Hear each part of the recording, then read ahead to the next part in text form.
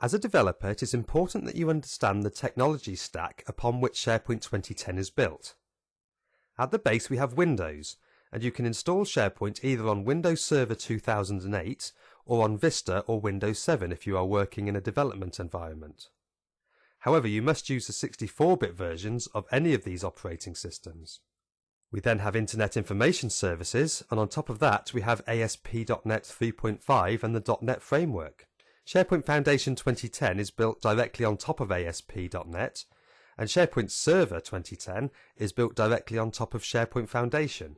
We have a number of clients that we can use with SharePoint, including of course the browser interface, but we also have tight integration with the Office applications such as Word and Microsoft Outlook. You can of course also build your own custom user interfaces for SharePoint data.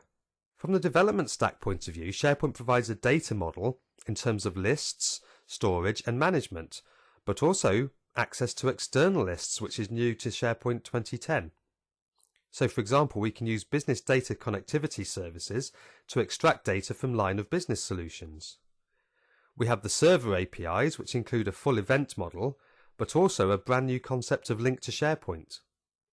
We have the connected client APIs, whereby you may create a Silverlight or a Windows Presentation Foundation application or Windows Forms application that connects to and manipulates SharePoint data without needing to call traditional web services. SharePoint also provides pages in the user interface that you will be familiar with as an end user, but as a developer you can of course build your own web parts, your own ASP.NET forms and so forth.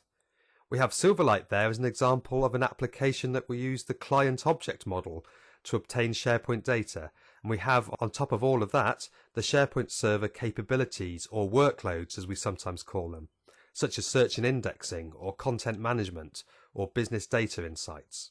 As well as that, we have manageability with solutions, templates and features and so forth. Overall, the technology stack and the development stack will give you a great foundation for starting to develop your own solutions with SharePoint 2010.